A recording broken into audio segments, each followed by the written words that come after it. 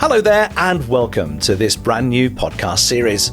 OxTalks, powered by OxLEP, the local enterprise partnership for Oxfordshire, is all new for 2023 and aims to give you more insight into the great work that OxLEP does, empowering and enabling businesses right across Oxfordshire and beyond to add value to their organisation and, crucially, to the communities they serve. I'm Howard Bentham, and over the coming episodes, I'll be meeting some key characters in the county, finding out how they're changing business for the better and how the support they receive from OxLEP might also benefit your company, SME, social enterprise, or even multinational too. Although we're naturally focusing on Oxfordshire, if you're listening to us in the surrounding counties or even in another part of the UK, many of the issues we experience here will be very similar to the ones you're facing where you are. Do share your thoughts, stories and observations with us, plus crucially solutions to the problems that you've found. Social media is the best place for this, and we'll pick up on your messages in forthcoming podcasts. We are at Oxfordshire LEP on Twitter and Oxfordshire Local Enterprise Partnership on LinkedIn, and we look forward to hearing from you. In this episode, we will explore if we really are doing enough to create opportunities for all communities. Although home to the world's best university for a 7th year running, Oxfordshire also has many communities that suffer from deprivation, major cost of living difficulties, and a stifling lack of opportunities, particularly for those from diverse communities and backgrounds. Official figures from 2019, pre-pandemic, show Oxfordshire is the 10th least deprived place out of the 150 or so comparable local authority areas in the country. No surprise, I guess, when you consider the high property prices and rents in the city and wider county. But there are 17 wards within the county, specifically in Oxford, Banbury and Abingdon, that fall into the 20% most deprived areas in England. It's a striking contrast, certainly when there's talk of levelling up. We don't need to look too far from home. It's a fact that people in the likes of places such as Littlemore or Rose Hill are struggling to re-engage with the labour market following the pandemic. What are the barriers they are facing? Are there realistic solutions? And is there the will to fix this? In this podcast, we'll hear from an inspiring business leader who is bringing about positive change, ensuring that Oxfordshire's hardest to reach communities can grasp opportunities. He is one of the key players at Makespace Oxford, who are helping to reimagine spaces and locations for the benefit of all. We'll also learn just what OxLEP are doing to support this change through its latest batch of business support programmes. With us is Andy Edwards, who's an architect, activist and champion for social change. He's co-founder of Transition by Design and executive director at Makespace Oxford. Good to see you, Andy. Thanks for speaking to us today. Before we get into what you do and whether we're doing enough to create opportunities for all communities here, let's find out a little bit about you, Andy. How long have you been in Oxford?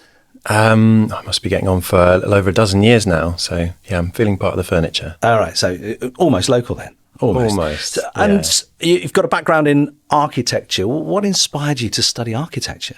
Yeah, sure. I was very lucky. I grew up in a kind of architectural household. So my dad was an architect.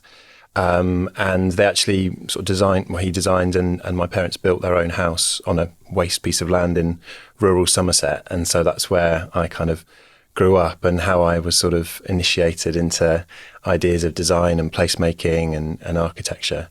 And it was really just sort of being around lots of books, my dad's giant drawing board, and endless kind of conversations that at the time felt very abstract that sort of, I guess, eventually inspired me to follow suit. And the tour T-shirt of your life also incorporates a visit to India for a spell, working there. Tell us about that and how it shaped your thinking. Yeah, sure. It's going back a decade or more. But I was very lucky from studying my undergrad in architecture. I joined a charity called Architecture Sans Frontières, so Without Borders. and they were working with a range of different NGOs across the world, but one in particular in India, looking at disaster risk reduction and post-disaster reconstruction. So what is the role of the architect in responding to natural disasters, or man-made disasters in some cases? And I went on a course out there learning about what disaster risk reduction looks like in terms of design, and fell in love with the place and ended up volunteering for an NGO and then working for them in a sort of post-disaster context in rural India. Community is such an important part of Indian culture, isn't it? Is there something we can learn from that sense of community here that we can engage in our thinking and perhaps affects your thinking now? I mean, undoubtedly, I think, everywhere has something to teach us about the role of community. I think, obviously, my experience is very particular, but just speaking from that context, I think the hospitality and the welcome that I received was quite extraordinary, and just understanding the difference from working in a place like Delhi, where actually, much the same as many places here in the UK, there's lots of isolation, lots of atomisation. It's very fast-paced, polluting, very industrialised, very hostile, compared to some of the villages that I was working in, where those family ties, those community ties were really tight. But of course, you can't sort of flatten the experience of different communities, and there was lots going on there. Particularly thinking about myself, as a white British male in that context, being received and welcomed. But there's extraordinary poverty that I was witnessing there, and also that kind of separation in certain communities that was really palpable through things like the caste system. Yeah, and that disparity, as I touched on in the introduction to this podcast, is very much here in the UK and very much here in Oxfordshire and indeed in Oxford itself. Do we perhaps forget that seemingly more affluent communities like those in Oxfordshire do in fact have quite big pockets of deprivation where, I don't know, greater outreach and inspiration is needed? I think if you're working in a social sector, whether it's social design or social justice areas where Makespace in our work has tried to situate itself, I think it's very visible. It's absolutely clear. But I think to many in society, and you see the divides and you see the disconnect between certain people's experience of living in one of the least affordable cities in the UK. If you're part of certain communities, you might not be aware of what's going on the fringes and the level of deprivation that exists there. Yeah. Would you say that's typical of here then, that people are actually not that aware that parts of Abingdon, parts of Banbury and parts of Oxford really are actually very deprived, and it's just not in people's day to day, that it's not a part of their consciousness? I think that's true of a lot of places. I think it's more acute and extreme in Oxford because of the unaffordability of things like housing, land, and access to buildings. But I think it exists everywhere, but it's concentrated in such a small place where you've got such extremes in wealth disparity. I think that's where we've got a lot to address and a lot to learn. Yeah, it's almost, people sometimes are blind to it, if you like. I mean, where I grew up in Bedford, we had very much the north of the town was the richer side of town, that side of the river with the posh schools. And on the south side, where I grew up, it was exactly the opposite of that. And trying to get that sort of mobility and feel that communities are being addressed and the issues in those communities are being addressed, you feel a little bit cut adrift if you're a part of that community. Yeah, I don't know if you've experienced sort of talking with students from the university in the city, and they often, sort of celebrate the fact that you can cycle everywhere in Oxford in 15 minutes. And I said, well, you can cycle to many places in Oxford in 15 minutes, but actually, if you go a little bit further, you discover a whole other side of the city that you otherwise don't exist, that you don't know exists. And similarly, from the work we've done in Blackbird Leys and Rose Hill, a lot of people associate their urban centre, their town, as being Cowley Centre or the centre of Blackbird Leys. They don't associate themselves with the city, and I think that's a real shame. And I think on both sides, everyone's missing out. We've talked about the geography surrounding the isolated and deprived communities here in Oxfordshire, but from your experience, who are we talking about here? What kind of people from what type of communities? Yeah, I don't really think it's for me to sort of speak on behalf of particular places and particular communities. I can say a little bit about where our work has been focusing, and so we've just completed a first phase of a project called Owned by Oxford, which has been primarily focused on Blackbird Leys and Barton, with a little bit of focus on the city centre as well, where there is areas of deprivation. And I think we're trying to both listen, learn, understand, and shift the narrative around those places. So deprivation gets talked about a lot, or I've heard people say hard to reach. And we actually say it's hard to hear. Actually, hard to listen to for some reason, for whatever reason. We're just not listening to what's going on in those communities and what people are saying. And when you say we, who's we? I think those with the power and the resources, and often those trying to do good, those wanting to proactively and positively engage in those spaces. And it can feel a very top-down and extractive model that we're sort of perpetuating. So Owned by Oxford, which was sort of championing a kind of community wealth building approach, is much more about listening to and responding to what's going on in those communities, and not talking about the deprivation, not talking about how hard to reach people are, but talking about the assets that are there. It's very much an assets-based approach. What ingenuity, creativity, competencies already exist, and how are we able to perhaps work with those communities to remove the barriers so that they can get on and do what they do really well? Because it's not for anything other than too many barriers that stepping in their way and a lack of access to resource. And that's the key barrier for you, is it? The lack of access to resource? I think it's one of the fundamental ones. I think, there's a lot at play, but fundamentally, these places have been underinvested in for at least a decade, if not more, and that makes it very hard for people to access opportunities, set up new businesses, or kind of connect with people in the way that we might all wish to. I think you've contexted it really, really well, the situation we have here in Oxfordshire. Let's talk a bit about Makespace Oxford and the work you do there specifically now, and perhaps the fabulously titled Meanwhile in Oxfordshire. I think that's a great name for a programme that you've collaborated on with OxLEP. Yeah, sure. So I think it was about 18 months, actually, almost 2 years ago, we were awarded the contract. So this was funding coming from central government, post-pandemic recovery. It was called Getting Building Fund, and it was really ministers wanting to see, okay, how can we respond to the immediate aftermath while still being in the throes of the pandemic. So it was kind of capital grant program saying, how can we respond to the what we're seeing is the kind of closure of many high streets and shops, retail spaces in urban centres. How can we respond by trying to reanimate those? So if we put some grant into refurbishing those buildings, making them accessible to a broad range of different groups and organisations, what kind of impact would that have in sort of drawing people safely back to those high streets and trying to sort of create a sustainable recovery, if you like, to the local economy?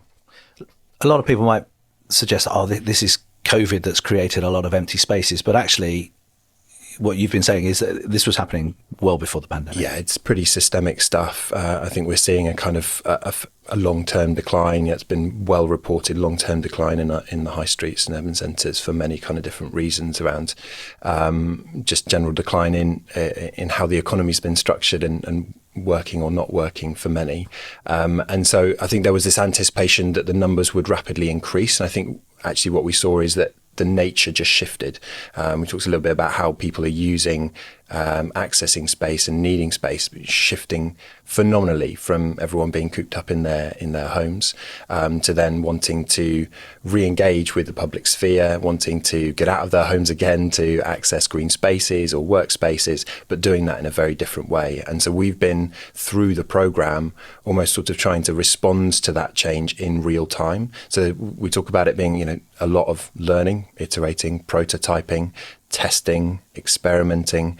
There wasn't a kind of clear, solution that we could sort of pull off the shelf. We're in uncharted waters. So that's been really exciting, and it's meant for lots of successes, plenty of failures, lots of learning, but the idea that you kind of iterate and you learn quick and you respond and you do it better next time. Let's hear a few examples then, because I know there's the hub space on Aristotle Lane in North Oxford, for example.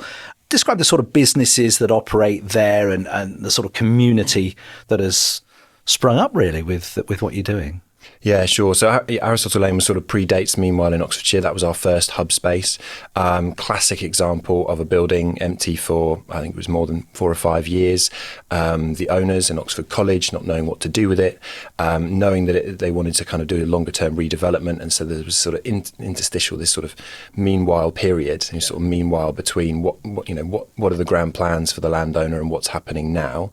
And that was an opportunity for us to kind of intervene, take it on a short-term lease, and really kind of throw open the doors and say who would like to be part of this experiment. How short is a short-term lease? So that particular lease was 2 years. Okay. But, when we talk about Meanwhile, it's kind of like meanwhile to who? When you look at it in the context of an Oxford college, they plan on a 50, 100-year time frame. But, 6, 12 months could be make or break to a community business starting up. So, it can be anything from a pop-up for a day, a day-long event, right the way through to some of the leases we've taken on, which are 10 years plus. But yeah, to go back to kind of what does the community look and feel like, we were very clear not to determine who should be coming into space. Instead, we sort of set criteria that we wanted people to work to. So are they delivering a social or environmental benefit locally? Are they interested in working in a sort of spirit of mutual aid, support and solidarity? Are they interested in connecting and collaborating with other organisations? Are they sort of pulling in the same direction, as it were? But whether they're from a particular sector or not, we were totally agnostic. And as a result, you kind of walk through the doors of Aristotle Lane's a good example, and you've got Young Women's Music project right next to a community pottery studio, and then you've got a charity working over there. You've got Share Oxford as a library of things. On the face of it, it looks really random. It really does. Yeah, and it might present itself that way, but I think when you're in the space, you kind of get it. In that everyone's part of kind of creating a new economy in a way, a sort of more regenerative economy. You're promoting things like sharing items and loaning items rather than buying anew. You're promoting things like bringing people together to create a safe space to learn and create music, or access a kind of a craft like pottery. So it's kind of all coming around this idea of connection and creativity. So in practice then, a Meanwhile lease would work how? So it can work in many different ways. The Makespace model is to broker a lease, so a legal agreement with a landlord on an empty building, and then license out that space to a resident who then becomes part of our community. We take on the costs of managing the space, and in some cases the refurbishment where that's needed, and then we charge what's called a fair or affordable rent to the residents, and we try and sort of balance that very carefully between what's affordable to that resident, because that changes in every context, whether we can balance the books, so whether we can generate enough income to just cover our operating costs, and also what does the local market look like. So in some places the market rates might be higher or lower, and sort of by balancing all of those factors we try and come to a fair rent. Yeah, I can almost hear people listening to this podcast shouting, well, where's the money come from then? Well, you obviously need to repurpose spaces. There must be a budget. Who's paying? Yeah, well, the Meanwhile in Oxfordshire programme, which is the opportunity for us to go from 2 hub spaces to nearly 30 buildings brought back into use in 18 months, which is pretty much unprecedented across the country. That was possible through OxLEP and the £1.69 million of capital grant, which went straight into refurbishing those buildings, because that's where a lot of the heavy lifting goes. But then there is the management and maintenance costs. So we operate we're a social business, we're non-profit. Any surpluses go straight back into our mission, which is to unlock other empty buildings, bring them back into use. We operate on a basis of kind of blended income streams or mixed income.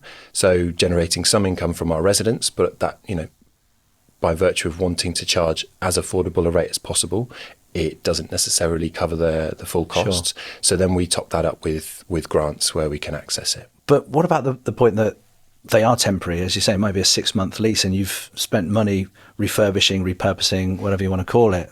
That money potentially is just going to be ripped out and wasted. Is that throwing good money after bad? It can be. It really could be. And so but that's taxpayers' money. That's ultimately it is. Absolutely, yeah. And what's interesting is, the council designed the programme and they were looking for occupancy of a minimum of 6 weeks. It seems ludicrous that you would... A minimum of 6 weeks? Put this amount of money into leases. But of course, what we've done is we've said, how much value can we generate, and how much can you recycle this money? So, for example, we didn't do anything for 6 weeks, but we did have several 12-month leases. So you're going to put less money into those buildings, and you're also going to put it into things that add value longer term. So if you're putting in a heating system, you're going to put in something that's plug and play. You're not going to install infrastructure so that you can take it with you. You're going to invest into those businesses with pieces of merchandise, ways in which they can do signage and things that will be valuable to them beyond that building. And then when we're putting serious money into a building, so in one case in Wantage, we've just launched the old stables, which was a former health centre, been empty for 5 years. We put £300,000 into that building, but that's a 10-year lease with the opportunity potentially for longer term acquisition. That's owned by a council. So you're trying to think, okay, you proportionally want to be putting your investment into where it's going to be giving you the best bang for your buck, where it's going to do the most for the local community. I still can hear council taxpayers screaming, that's my money. How does it play out with council taxpayers, with what people tell you? I mean, I think universally everyone's so welcoming when we go and intervene in a particular place. Generally that sense of relief that someone is coming in to take care of a building that no one else cares about, and is actually, there's that sense of pride returning. Take the Hayfield Road Residents Association, which is part of the local community around Aristotle Lane, or around the old stables in Wantage. Everyone stops and goes, we're so happy you're here.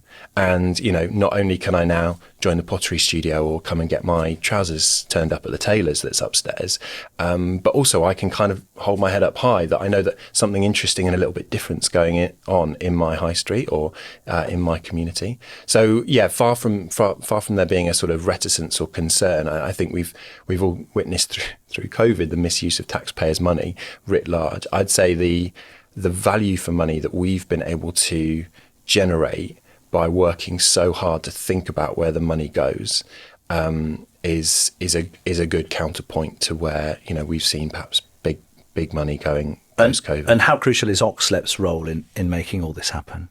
Well, I mean, without the grant, nothing would have been possible. We never thought that we'd be able to scale this quickly.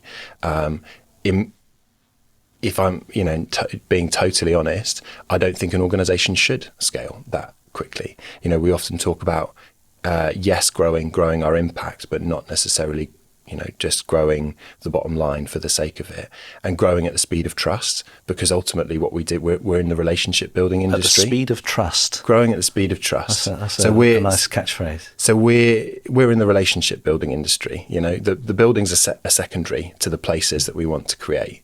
And if the relationships aren't working, then we're not doing our job right. And if you grow very quickly and you suddenly find that you're intervening all over the place, and our capacity was enormously stretched through the pandemic, and in trying to mobilise this programme, you suddenly, you realise that you've overstretched yourself.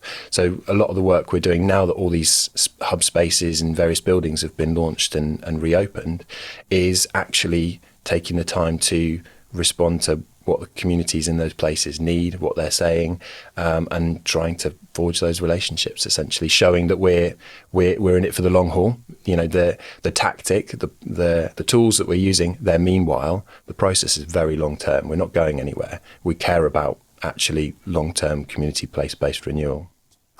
Rob Panting, OxLEP's communications manager, is here. Rob, you've picked up some questions from our social channels and elsewhere that Andy and I have been discussing. What are folks saying? Thanks, Howard. Yeah, we've had some really good response from our social media following. Really grateful for the input from those businesses in Oxfordshire that are interested in this topic. So just to share a couple of thoughts with you, one of our social media followers asked a question around, do we need to make Oxfordshire's key sectors more accessible? And I guess that's in context really around a lot of the work that OxLEP does around promoting our key sectors such as space, energy, etc. Actually, should we perhaps be looking at providing people with more practical business skills to move forward? Are those key sectors, although fantastic, and hopefully many people from a variety of different communities in Oxfordshire can benefit from them in their future career, but should we perhaps be looking more towards supporting people with greater business skills and helping them to perhaps be more entrepreneurial? Yeah, really good question. I do think we need to step out of the silo mentality of thinking purely in sectors, and perhaps think about, okay, what are the tools that we and young people need to create a sustainable livelihood for themselves, and also respond to some of the big ticket challenges that we're facing around social inequity or climate crisis. And so I think it's much more a question of what are those tools that are going to allow people to move forward, tackle some of these key issues, whether that's an understanding of business models or whether it's an understanding of things that just don't tend to get taught, whether it's in higher education or through your schooling, about collaboration, partnership building, those kind of things. I think that's where we'll see some real shifts and positive change. Another question that's been raised is around a lot of the stuff that you've been talking about already, Andy, around social mobility and actually how successful we are in Oxfordshire, or perhaps where we can improve. Are we aware of any areas elsewhere in the UK or indeed globally? You mentioned, where you've worked in the past, where social mobility is actually implemented more successfully, or actually are there challenges, similar challenges for us all in achieving that? Yeah, I think you've kind of hit it there. I think everyone's confronting the same challenges. These are kind of global forces that are acting. But you're seeing lots of examples coming forward, sort of shining lights within smaller neighbourhoods. I think neighbourhood level, municipal level, communities through particular projects, whether it's around community land trusts or kind of neighbourhood-led regeneration. I think they're demonstrating that that's a much more inclusive way to respond to some of the issues that are going on, and kind of responding to positive reconstruction of like local economies at that level. But I think it's hard to say, is there a particular nation state or area that's doing it better than another? Excellent. Just to add, we really want more input from our followers moving forward with the podcast, so do continue to send in your questions for all future podcasts. Rob and Andy, thank you for the moment. We'll chat more shortly. Good to have you along for OxTalks, the brand new podcast series powered by the Oxfordshire Local Enterprise Partnership. If you want to get in touch with the team at OxLEP to comment on what you've been hearing, find us on social media. We're on Twitter at Oxfordshire LEP, or via LinkedIn, search for Oxfordshire Local Enterprise Partnership. Perhaps you run a company or organisation that is just looking for some specific help, or simply need a steer to the most appropriate business advice available. Well, why not try the OxLEP Business Support Tool? OxLEP's Business Support Tool is here to help your company, whether you're just starting out, growing, or ready to take on a new business challenge. If you're looking for the latest advice and support, complete our Business Support Tool today and get set to receive a bespoke action plan for your organisation. Head to oxfordshirelep.com to find out more. Let's chat more to Andy Edwards from Makespace Oxford and Transition by Design. The phase 1 of Meanwhile in Oxfordshire finished, I think that was in September. Is there a phase 2? Yeah, so the phase 1 ending means all the capital grant has been spent. We've launched all these new spaces, but that means automatically we're flowing into a phase 2. And there's no more grant attached to that, sadly, but it's sort of the beginning of the journey in real terms for Makespace and all the residents in those buildings. So you're on your own 2 feet effectively now then? Exactly, yeah. It's about making these spaces sing, bringing people together, making sure the spaces work for them, generating a sustainable income, but also securing grants ongoing to support those businesses. We'd love to draw in more capital grant. I think we've demonstrated that this the kind of money that came through Meanwhile in Oxfordshire can go an awful long way way. But that's not something on the table at this moment in time. Okay. And owned by Oxford, in terms of a phase has just completed as well. Is there more to come? That's correct. Yeah, we're actively fundraising to continue the work there as well. So we've sort of demonstrated how principles around community wealth building can have a demonstrable impact in local communities, particularly those that are less resourced and with communities that are often less heard and less seen. And, we've shown that huge impact can be created with a very small amount of money. Let's get a lot of money and let's start properly investing in some infrastructure in those communities. Yeah, I mean, we're in the post-COVID economy now, aren't we? Many businesses having to change the way they operate as we've all run into the cost of living crisis. Is there a real risk, Andy, that less affluent communities may not receive the opportunities they previously would have hoped for? I think we're looking at a sort of systemic underinvestment in those areas, and there's a huge amount that needs to be done to sort of adjust the dial and change the way that money is flowing. And we were talking before, I think we're agreed. It's not that there isn't enough money out there; it's just very unequally distributed. And so, part of our work we see is in shining a light on those fantastic initiatives that are happening in communities that are more on the margins, and showing that with some modest amounts of investment, a huge amount of change can happen, and championing the cause for more investment going into those areas. I mentioned in the introduction that you've got a keen interest in social change, and a part of your philosophy, as you've talked about very eloquently, is creating a more equitable and broader ownership model in our town and city space. Is that realistic or idealistic? Yeah, so talk about social justice. What does that mean? And in the context of Makespace and high streets, placemaking, we talk about spatial justice. And as you say, that's absolutely about getting a more plural ownership model, having more people having a say in how our towns and cities are designed and created and changed, having people involved in the design process for that. I would say it's not only possible; it's an imperative if we're going to respond to the challenges that are on our doorstep. But that's capitalism, isn't it? If we're going to have a broad economic chat here, people own stuff and they'll rent it out and they want to make money, and people make more money, and you get people that are very good at it. You've only got to watch The Apprentice. Yeah, absolutely. Actually reminded me, I was walking past one of the studios yesterday in one of our Makespace hubs that had a poster on the wall by Ursula Le Guin, and it said, a beautiful illustration, said, "We live in capitalism. This power seems inescapable, but so did the divine right of gods not so long ago. And so, any human power can be changed by human beings. And there's nothing natural about our current property system. There's nothing natural about our economic system. It's designed to work for a small number of people. And it's eminently possible that we can redesign it to work for more people. And I think part of our job is to create little shining lights and examples through our Makespace buildings, through our partners, to show where that shift is possible.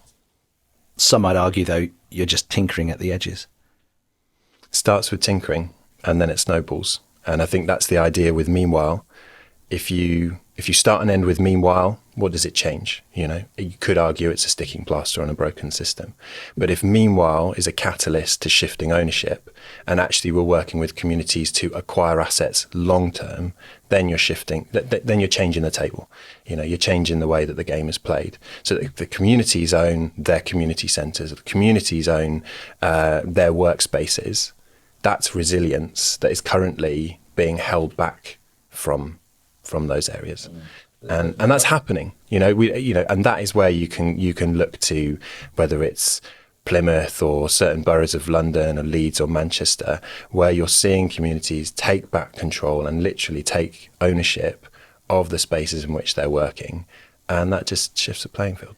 Back to the likes of Aristotle Lane and the other amazing places that you've done and helped make happen. What does happen when a startup really establishes itself? Do you get to a point where you have to say, "That's it, guys. You've outgrown your space here. You've got to go"? Have you actually had to show people the door? I think people can recognise that for themselves. So I'd say at that point, we've kind of done our job. we've succeeded. And ideally, organisations just get on and do it for themselves, and they pick up the phone to us as and when they might need some support. And it hasten to add, we're part of a community of actors, some of which have been doing this for decades. Locally, we're a little bit ahead, but the likes of Fusion Arts is a great example where they've been doing Meanwhile Space for years, and many other people have been doing kind of pop-up interventions for years. So if they can do it themselves, great. If they need a bit of help, we're here. If they need a lot of help and they want to be part of the community that we're building, then we're here. But the idea is to upskill, transfer our knowledge so that people can go off, and we kind of want these things springing up everywhere. There are hundreds of empty buildings. We've looked at over 400 empty buildings through the Meanwhile in Oxfordshire programme. We unlocked 30. That's amazing. Just across Oxford or Oxfordshire? Oxfordshire. There's 400 empty buildings. That we looked at. There are many more. And the idea of, the reality of whether a building gets unlocked or not is really complex. There's so many actors involved, not just the landlords, but it's also whether the changes that you want to make comply with planning laws, whether you can do it within the financial constraints that you've got. And so there's so much more that we can do to affect change. So that's why we kind of need so many more actors doing this and sharing their learnings. I mentioned in the introduction about the will to make this happen. Is there the political, because it's going to be a political decision on planning and all the other aspects you're talking about. Is there the will to make this happen? I think we're seeing a big shift. The fact that the City Council, as an example, has adopted inclusive economy as their mantra. They're not just, the idea is no longer just to service growth, but it's actually about looking at a fundamental redesign of the economy where you centre social and environmental outcomes first, rather than it being a bolt-on. That's really exciting. The fact that they are, and the LEP is putting money into programmes like Meanwhile in Oxfordshire is really exciting. And some of the shifts that are happening at a county level are all going in the right direction. But of course, we need more. But that's our job, is just to make it so exciting and alluring. Everyone wants to be part of it and be part of the change, right? Let's bring back into the conversation OxLEP's Rob Panting once more. Rob, tell us about how OxLEP has been supporting greater opportunities in harder to reach and disadvantaged communities. There's a specific link with Blackbird Lee's technology campus in Oxford, isn't there? That's correct, yeah. I mean, firstly, some stunning work that Makespace Oxford do and Andy and colleagues achieve. So I think, it's important to acknowledge that. I think from our point of view, it's important that we seek opportunities where investment can make a real difference in those communities. So the technology centre that you mentioned in Blackbird Lee's, that's been open since 2016. We secured £4.5 million towards the project and the building being developed. Andy mentioned a funding stream earlier on, the Getting Building Fund. This one's the local growth fund provided by government. And since 2016, there's close to around about 900 students who have benefited from courses and work experience through the Technology Centre. So quite significant opportunities created for young people in particular, helping them to, establish a foot within some of those key STEM environments that are not only big within Oxfordshire, but globally. We've only had to look over the last couple of years to see how important science and technology is to not just the economy, but to everyone really, and the quality of life, humanity. Absolutely. I would also just add another programme that we've invested in, our social contract programme, which we launched around about 6-9 months ago. There's a programme in there, or part of the programme, called OxGrow, which is an online mentoring scheme. We're trying to connect business leaders from within Oxfordshire with those people who are finding it challenging to get back into the workspace, into the workplace rather, partly driven by COVID, but also a whole number of different personal situations that they might find themselves in. So that online scheme is in place to provide mentoring, to provide guidance and confidence really for people who might feel isolated and unable to really earn a living. So those business volunteers have been huge to the success of the initial startup of Oxgrow, and that's an area of work that we want to continue. Andy, any thoughts on what Rob's saying there? I mean, for me as a former teacher, education is a key part of the solution. Yeah, undoubtedly. And I think, but it sits within a kind of package of support that allows for a shifting of power and allows for a shifting, like, fundamentally of the resources that are available. And so it's great, but, you know, we just want to see lots more investment going into places that are generating social outcomes, and allowing communities to kind of do it for themselves rather than being constantly reliant on small amounts of handouts. So let's sum up then, Andy. Short to medium term, how can we level up better locally in Oxfordshire? Are we doing enough to create opportunities for all communities here? And if you've got your top 3 things you're going to fix as soon as you walk out of this studio, what would it be? Yeah, big questions. Well, high level, you've heard me say it, you know, shift the ownership, shift the access to space, and change the narrative. But sort of more specifically, there are really great campaigns and initiatives that are starting to take root, and, you know, ideally you just give them all the momentum and resources that they need to kind of fly. So a few in particular. First of all, you know, kind of understanding of who owns land in Britain. There's a brilliant book called Who Owns England. There's a fantastic project called Who Owns Oxford.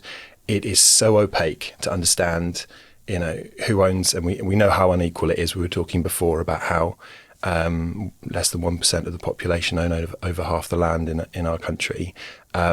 We don't even know how to grapple with the problem or fully understand the problem if we don't have all the information at our fingertips. So first of all, make it totally publicly accessible and transparent to understand who owns the land.